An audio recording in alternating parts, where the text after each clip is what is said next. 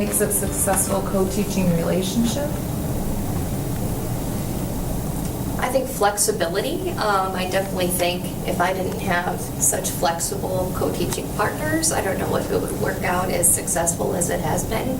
I definitely feel that they know my strengths and they let me go off of that, especially when I was first starting off. And now that I've been with the curriculum now 3 years, I feel like I jump in and I know when it's appropriate to come in and to fade out, and vice versa with them too.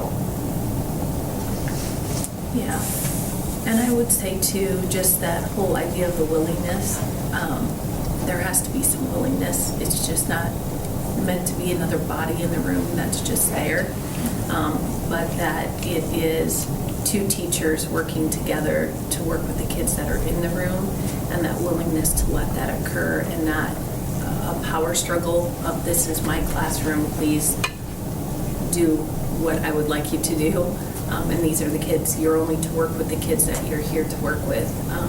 There has to be a partnership and a willingness to work together.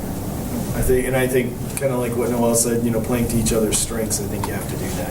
And as you get to know each other, you know what each other does well, and just kind of feed off of each other. So can you guys just talk about what are some different ways that you utilize the co-teacher in the classroom?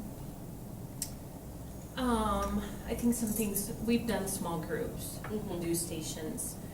Have we done parallel this year? I think we maybe did some I don't think we last did this year yet, but last year I know I did parallel with Brad a couple of times where we split and did that. Just taught the same thing. but Yep, in different room. Chunky, so. based on need with kids that we look Yes. at. Right, Yeah. so whereas it may be more independent work in another class, we usually chunk things together, and we look at what's natural chunks to put together. When are we gonna stop kids? What are we gonna do with kids together? What are we gonna give them a little independence with? So looking at how we arrange class periods too. I think for us, and Noelle will say too, but I think we kind of start out with all group instruction with writing, so that all kids are kind of getting the same foundation, and then from there, what works really well with writing anyways, is that she's able to meet with some of the kids that might need that one-on-one help, and then I can meet with kids, and we're not always she's not always just with the kids that need the most help. I Right, might go with yeah. the kids that need the most help too. But then we can kind of break out and we can start to really work with the kids on where we see their strengths. I know So- something that we And do a lot is mini conferencing with students is huge, especially in the area of writing. I like to pull kids back, and especially with research right now, hey, where are you at? Where's the facts? And I know for that class, that strategy really helps with mini conferencing. And it's not just the students that I have in my roster either. It's everybody. I like to incorporate everyone, so it's not just I'm here only for these 5 students. That's not the vision of what that co-teaching is. It's, hey, you're in there to support those students. However, these are all your students in the room too. And you usually end up working with students that are more, haven't been really identified, but can Right. very easily fall into. That little Yeah. area. Mm-hmm. So can you talk about some of the benefits of co-teaching from the student standpoint? I mean, we're pretty fortunate that we can have, I get 2 periods with 2 adults. And so to let Noelle just sit at the back or just wander around and, see what kids are doing or how I don't know.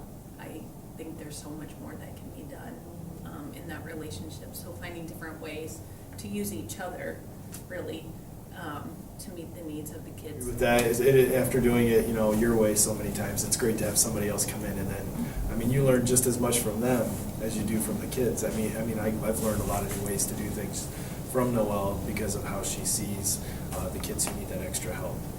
So I've learned new ways to do things. It's nice because you have an insight, because if some of the kids are struggling throughout the day, then when you come in, I know I have you at the end, you always have a heads up on kind of what might help them or what has happened earlier in the day to really help those kids be successful. I know that's Especially a with thing that I've writing, noticed because this year with writing is having you just at the holy end. moly, like, Yeah, and we're gonna have to pull, I mean, like today, like you guys are continuing on, and I Yeah. have students who still haven't found their last fact, so it's like, hey, eventually, Today, I need to right. pull these students, and we need to kind of go at this at a different pace. Today. So if you can think about what are some things that you should do, especially if you're starting out new as a co-teacher, to be able to set up a successful co-teaching environment. One would be the sharing of expectations right away from the very beginning, being upfront and open about what you expect.